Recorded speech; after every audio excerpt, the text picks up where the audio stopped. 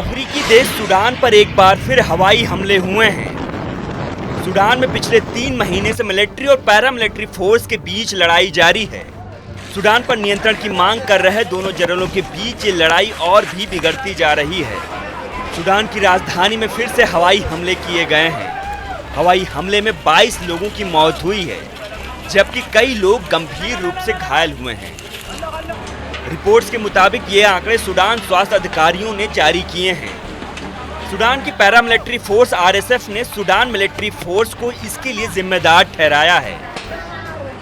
RSF के मुताबिक इस हमले में 31 आम नागरिकों की मौत हुई है। सेना ने रेडिएशन इलाकों को निशाना बनाया है। आरएसएफ ने कहा है कि सूडान की आर्मी आतंकी हमला करवाकर देश की जनता को निशाना बना रही है। वहीं दावा किया जा रहा है कि आरएसएफ भी लगातार ड्रोन अटैक कर रहा है। सूडान में 15 अप्रैल को सेना और पैरामिलिट्री फोर्स के बीच जंग शुरू हुई थी। ये जंग सेना के कमांडर जनरल और आरएसएफ के प्रमुख के बीच हो रही है।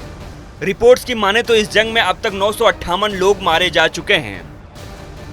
इस जंग से हालात इस कदर बिगड़ गए हैं कि पड़ोसी मुल्कों ने अपनी सीमाएं बंद कर दी हैं। भारत समेत दुनिया भर के देश वहां पर फंसे अपने नागरिकों को निकाल लिए हैं। पिछले कुछ दिनों से आर्मी पैरामिलिट्री फोर्स ओम डूरमैन शहर में लड़ रहे हैं। दरअसल इस शहर का पश्चिमी इलाका आरएसएफ के लिए बड़ा सप्लाई रूट है।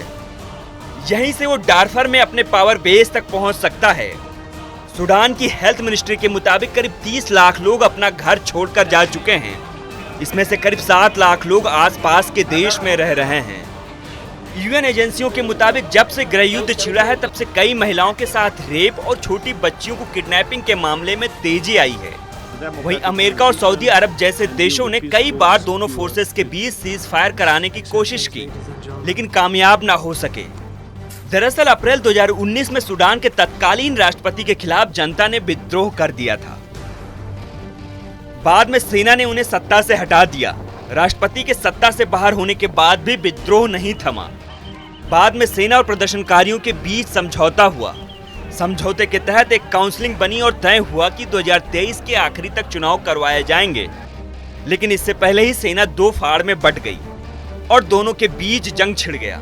फिलहाल ये जंग किस कदर करवट लेगा ये कह पाना मुश्किल है, लेकिन ये जरूर कहा जा सकता है कि इस जंग में आम नागरिकों को बेहद नुकसान हुआ है। यूएन ने जो आंकड़े जारी किए हैं वो इस बात की तस्दीक करती है कि सूडान में हालात बेहद भयावह हैं।